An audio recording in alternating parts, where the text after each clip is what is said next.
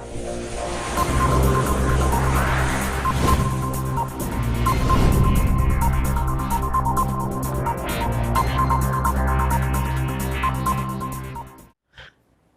Morning students. મિત્રો, last લેક્ચરમાં આપણે ગેલ્યુસેકનો નિયમ, એવોગેડ્રો નિયમ અને પ્રમાણભૂત તાપમાન અને દબાણ વિશેની માહિતી મેળવી. હવે આજના લેક્ચરમાં મિત્રો આપણે બોયલના નિયમ, ચાર્લ્સના નિયમ આધારિત જે ટેક્સ્ટબુકમાં આપણને ઉદાહરણ આપેલા છે, સ્વાધ્યાયમાં એના દાખલા આપેલા છે, એના કેટલાક દાખલા આજે આપણે સમજીએ. તો ટેક્સ્ટબુકમાં મિત્રો આપણને ફર્સ્ટ આપેલું છે ઉદાહરણ 5.1. એક બલૂનમાં, બલૂન એટલે મિત્રો ફુગ્ગો, હાઇડ્રોજન ભરેલો છે ઓરડાના તાપમાને. જો 0.2 બાર દબાણ વધે તો તે ફાટી જાય છે, એટલે કે ફુગ્ગામાં જો વધારે દબાણ વધશે તો એ ફાટી જાય છે. જો 1 બાર દબાણે વાયુ 2.27 લીટર કદ ધરાવતો હોય, એટલે કે શરૂઆતમાં જે ફુગ્ગો છે એ 1 બાર દબાણ ધરાવે છે અને એ વખતે એનું કદ 2.27 લીટર છે, તો કેટલા કદ સુધી બલૂનને વિસ્તારી શકાશે, એટલે કે ક્યાં સુધી એનું કદ કેટલું વધારે કરીશું તો એ વિસ્તારી શકાશે, અને અમુક ચોક્કસ કદ થશે પછી એ બલૂન ફાટી જશે, તો ક્યાં સુધી એનું આપણે કદ વધારી શકીશું એ આપણે શોધવાનું છે. તો પહેલું તો મિત્રો અહીંયા હાઇડ્રોજન વાયુ બલૂનમાં ભરેલો છે, એટલે એની અંદર એ વાયુનો જથ્થો અચળ રહેશે, પ્લસ એ વાયુનું તાપમાન પણ બદલાશે નહીં, એટલે કે તાપમાન પણ અચળ રહેશે. તો આપણે જે નિયમ ભણ્યા છે મિત્રો, એમાં જથ્થો અને તાપમાન અચળ હોય એવો કયો નિયમ છે? યસ, બોયલનો નિયમ. તો આપણે આ દાખલો બોયલના નિયમ પ્રમાણે ગણીશું. તો બોયલના નિયમ મુજબ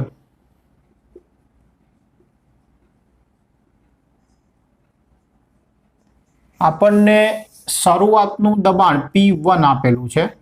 કેટલું આપેલું છે? 1 બાર.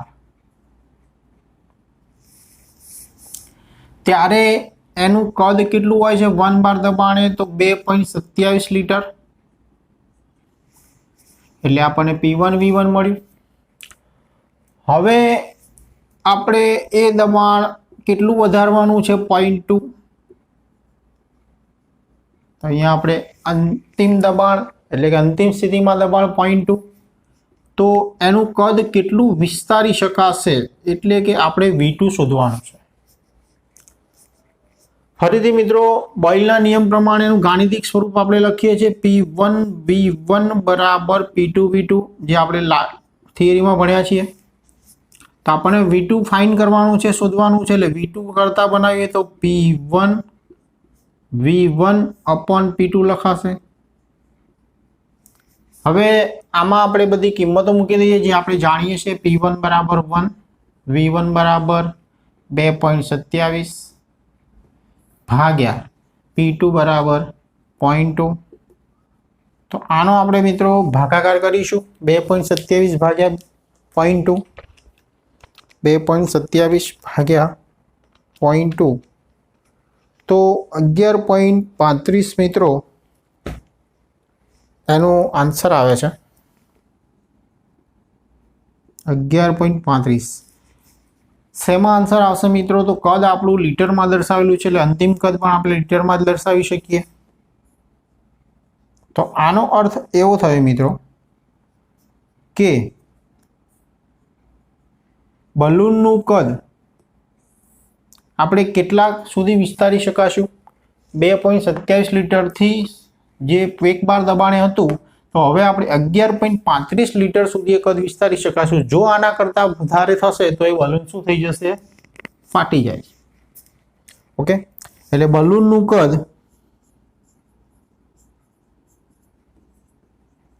11.35 લીટર સુધી વધારી શકાય, વિસ્તરી શકાય. હવે મિત્રો આપણે નેક્સ્ટ એક્ઝામ્પલ જોઈએ 5.2. પેસિફિક મહાસાગરમાં તરતું એક જહાજ જ્યાં તાપમાન 23.4 છે ત્યાં એક બલૂન છે જે 2 લિટર વાયુથી ભરેલો છે અને આ જહાજ જ્યારે હિંદ મહાસાગર પહોંચે છે ત્યારે તેનું તાપમાન 26.1 છે એટલે કે બદલાઈ જાય છે ત્યારે તેનું કદ કેટલું હશે આપણે શોધવાનું છે મિત્રો જ્યારે મહાસાગર એટલે દરિયાની સપાટીએ જે વાતાવરણનું દબાણ અચળ દબાણ લાગુ પડતું હોય છે બીજું કે વાયુ જે ભરેલો છે ફુગ્ગામાં એ પણ એનો જથ્થો નિશ્ચિત છે તો ટૂંકમાં અચળ દબાણ અને અચળ જથ્થો એ ચાર્લ્સના નિયમને અનુસરે છે તો આ દાખલો આપણે ચાર્લ્સના નિયમની મદદથી સમજીશું ચાર્લ્સના નિયમમાં મિત્રો આપણને ખ્યાલ હોય તો V અને T વચ્ચેનો સંબંધ પ્રસ્થાપિત કરે છે એમાં દબાણ અચળ છે તો અહીંયા આપણને પહેલું તો તાપમાન આપેલું છે T1 કદ આપેલું છે V1 અંતિમ તાપમાન T2 અને અંતિમ કદ આપણે શોધવાનું છે તો T1 આપેલું છે મિત્રો 23.4 પહેલી વસ્તુ ધ્યાન રાખીશું મિત્રો જ્યારે ચાર્લ્સ નિયમ આપણે અહીંયા એપ્લાય કરીશું અથવા તો ગેલ્યુસેકમાં તો જ્યાં તાપમાનની જરૂર પડે છે તે નિરપેક્ષ તાપમાન છે એટલે કેલ્વિન માપક્રમ પ્રમાણે અને આપણે કેલ્વિનમાં ફેરવવાનું ભૂલતા નહીં સેલ્સિયસમાં આપેલું હોય તો જરૂરથી અને કેલ્વિનમાં ફેરવીને જ દાખલો ગણવો તો અહીંયા 23.4 આપેલું છે અને કેલ્વિનમાં ફેરવીશું આપણે 273 એમાં એડ કરીશું મિત્રો તો એમાં 273 ઉમેરીશું તો 23.4 પ્લસ 273 તો 296.4 આપણને T1 મળે છે V1 આપણને 2 લિટર આપેલું છે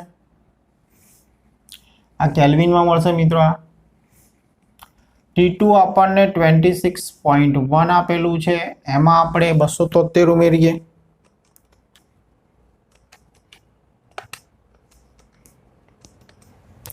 તો એના આપણને મળશે 299.1 કેલ્વિન અને અંતિમ કદ કેટલું થશે જ્યારે એ હિંદ મહાસાગર પહોંચશે ત્યારે એ આપણે શોધવાનું છે અહીંયા આપણે મિત્રો ચાર્લ્સનો નિયમ લાગુ પાડીએ તો ચાર્લ્સના નિયમ મુજબ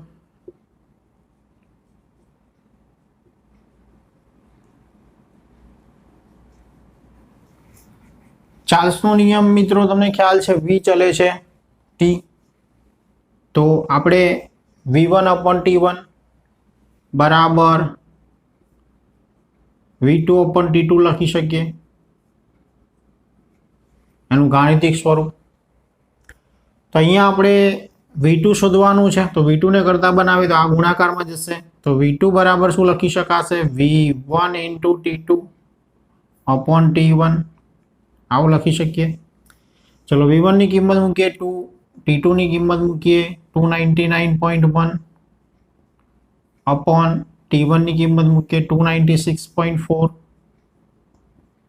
તો આનું આપણે સાદુરૂપ આપીશું મિત્રો 299.1 મલ્ટીપ્લાય 2 ભાગ્યા 296.4 તો આપણને V2 બરાબર 2.018 લિટર અંતિમ કદ જે છે મળશે તો જ્યારે જહાજ હિંદ મહાસાગર પહોંચશે ત્યારે એનું કદ મિત્રો 2 લિટરથી વધીને 2.018 થયું હશે બરાબર ટૂંકમાં આપણે ચાર્લ્સના નિયમ પ્રમાણે આ દાખલો એપ્લાય એટલે કે ગણી કરી શકાય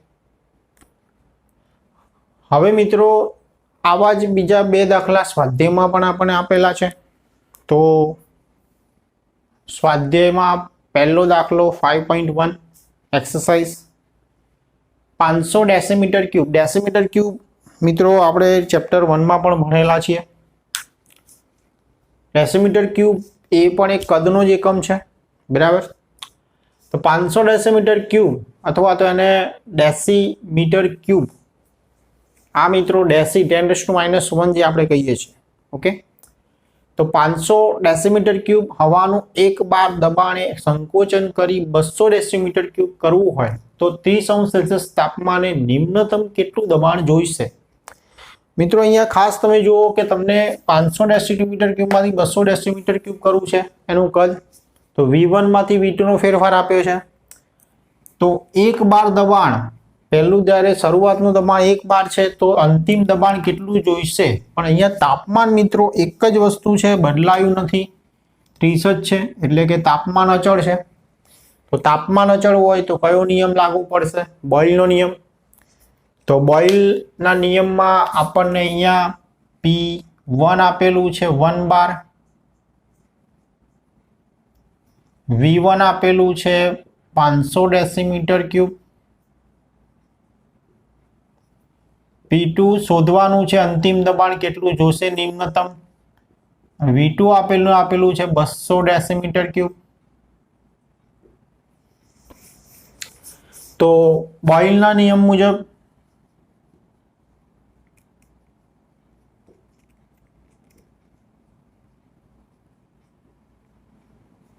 P1 V1 બરાબર P2 V2. तो P2 ने करता बनाओ तो P2 बराबर P1 V1 अपॉन V2. चलो P1 ની કિંમત મૂકીએ 1, V1 ની કિંમત મૂકીએ 500, V2 ની કિંમત મૂકીએ 200. તો કટ કરીએ તો 5/2 મિત્રો. તો P2 इज इक्वल टू 2.5. अंतिम दबाण અહીંયા જે 12 એકમ છે મિત્રો, તો અહીંયા અંતિમ દબાણ પણ 12 એકમમાં આવશે. તો P2 બરાબર આપણને મળશે 2.5 બાર. ઓકે, તો આ રીતે બોયલના નિયમ પ્રમાણે તમે એનું અંતિમ દબાણ 2.5 બાર આપણને મેળવી શકાય.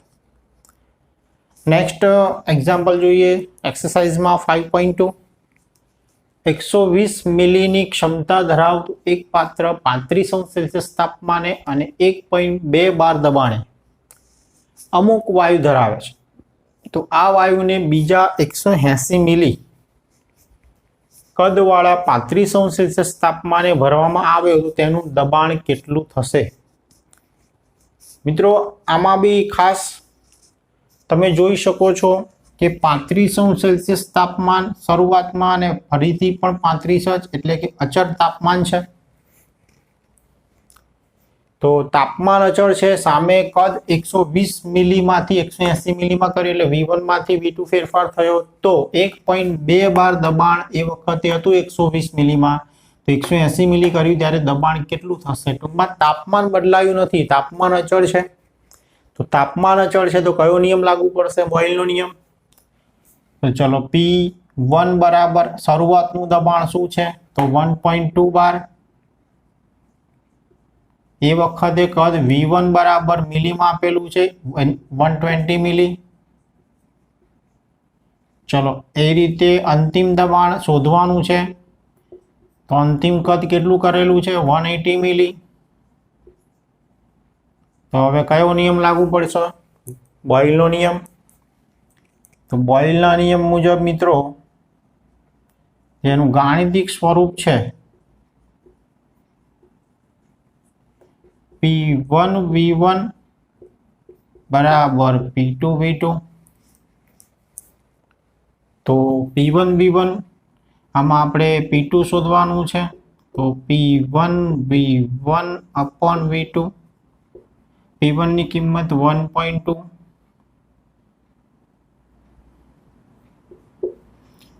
ગુણ્યા V1 ની કિંમત 120, V2 ની કિંમત 180. આનું સાદરૂપ આપી દઈએ તો 1.2 into 120 ભાગ્યા 180. તો 0.8 આવે છે મિત્રો. કેટલું આવે છે? 0.8. અને એ આન્સર આવશે 12માં. તો તમે જોઈ શકો છો મિત્રો અહીંયા દબાણ કદ જે છે 120 મિલી તે 180 મિલી કર્યું છે મિત્રો. ઓકે, 120 મિલી। તો તમને ખ્યાલ છે કે દબાણ બોઇલના નિયમમાં દબાણ અને કદ એકબીજાના વ્યસ્ત પ્રમાણમાં છે। જો કદ વધારીશું તો સામે દબાણ ઘટશે, તો 1.2 માંથી કેટલું આવ્યું 0.8 ઘટ્યું છે, બરાબર, અંતિમ દબાણ। તો આ રીતે મિત્રો જે પણ આપણને રકમ આપી હોય તો એમાં કયા માહિતી આપેલી છે, કયા તાપમાનનો ફેરફાર થાય છે, તો પ્રારંભિક તાપમાન કેટલું, અંતિમ તાપમાન કેટલું, કદમાં ફેરફાર થતો હોય તો પ્રારંભિક કદ, અંતિમ કદ, કઈ વસ્તુ અચળ છે, એ પ્રમાણે આપણે કયો નિયમ એમાં ઉપયોગ કરવાનો છે, બરાબર। તો લેક્ચરના અંતે મિત્રો તમે બીજા એક્સ્ટ્રા 4-5 દાખલા આપણે મૂકીશું, તો એને તમે ગણવાનો પ્રયત્ન કરજો બોયલ-ચાર્લ્સના નિયમ પ્રમાણે। હવે મિત્રો નેક્સ્ટ આપણે થિયરી જોઈએ। આદર્શ વાયુ સમીકરણ મોસ્ટ ટાઈમની થિયરી છે અને આના આધારિત મિત્રો દાખલા પણ આપણે ગણવાના રહેશે। તો આદર્શ વાયુ સમીકરણ એ બોયલ-ચાર્લ્સ અને એવોગેડ્રો નિયમનો ઉપયોગ કરીને મેળવવામાં આવે છે, માટે એને આદર્શ વાયુ સમીકરણ તરીકે ઓળખવામાં આવે છે, કારણ કે આ બધા જ નિયમો જે છે એ વાયુ અવસ્થાના નિયમો છે મિત્રો। તો બોયલના નિયમ મુજબ આપણે જોઈએ તો V ચલે છે 1/P,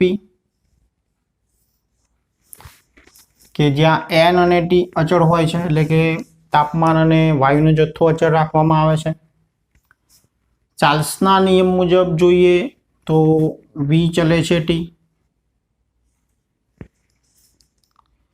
ત્યાં વાયુનો જથ્થો અને દબાણ અચળ હોય છે। એવોગેડ્રો નિયમ પ્રમાણે જોઈએ તો V ચલે છે N, ત્યાં તાપમાન અને દબાણ સમાન હોય છે, સમાન તાપમાને સમાન દબાણે વાયુના સમાન કદમાં અણુઓની સંખ્યા સમાન હોય છે। તો આ ત્રણેય નિયમોનો ઉપયોગ કરી એટલે કે એનો સમન્વય કરીએ મિત્રો તો આપણને સમીકરણ મળે છે V ચલે છે NT/P। આ P ને અહીંયા લઈ જઈએ તો PV ચલે છે NT લખાશે અને પછી સમપ્રમાણ ચિહ્ન દૂર કરીશું, PV બરાબર NRT આપણને સમીકરણ મળે છે। આ સમીકરણને આદર્શ વાયુ સમીકરણ કહે છે।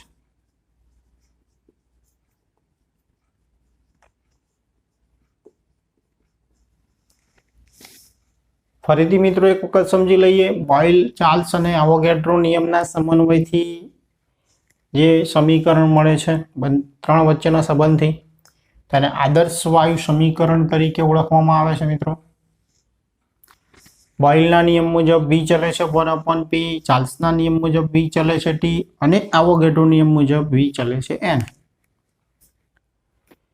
તો આ ત્રણેય સમીકરણનો સમન્વય કરીએ એટલે આપણને V ચલે છે NT/P મળે, P ને ડાબી બાજુ લઈ જઈએ તો PV ચલે છે NT મળે છે અને એમાં સમપ્રમાણ ચિહ્ન દૂર કરી એટલે PV બરાબર NRT, જે આપણને આદર્શ વાયુ સમીકરણ તરીકે ઓળખીએ છીએ। મિત્રો આદર્શ વાયુ સમીકરણ જે છે એ T, P, N અને V સાથે સંબંધ ધરાવે, જે વાયુની અવસ્થા સાથે સંકળાયેલા છે, માટે આદર્શ વાયુ સમીકરણને અવસ્થા સમીકરણ તરીકે પણ ઓળખવામાં આવે છે, બરાબર। બીજું PV બરાબર NRT છે મિત્રો, PV બરાબર NRT, જેમાં આપણે R ને અહીંયા સપ્રમાણતાનો અચળાંક લખ્યો છે। આ ઉપરાંત એ R ને આપણે સાર્વત્રિક વાયુ અચળાંક તરીકે પણ ઓળખીએ છીએ, સાર્વત્રિક વાયુ અચળાંક। કેમ સાર્વત્રિક વાયુ અચળાંક? કારણ કે બધા જ વાયુઓ માટે R નું મૂલ્ય એક સમાન હોય છે, બરાબર। બધા જ વાયુઓ માટે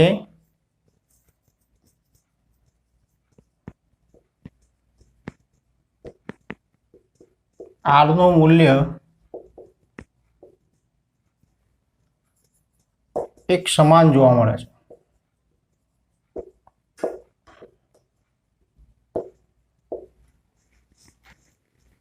હા, જુદી જુદી એકમ પરિસ્થિતિમાં, એટલે કે જો R નું મૂલ્ય કિલો કેલરીમાં, જૂલમાં લિટર વાતાવરણમાં, તો એ એકમ પરિસ્થિતિ જે પ્રમાણે જુદી હોય એ પ્રમાણે આરનું મૂલ્ય મિત્રો બદલાય છે.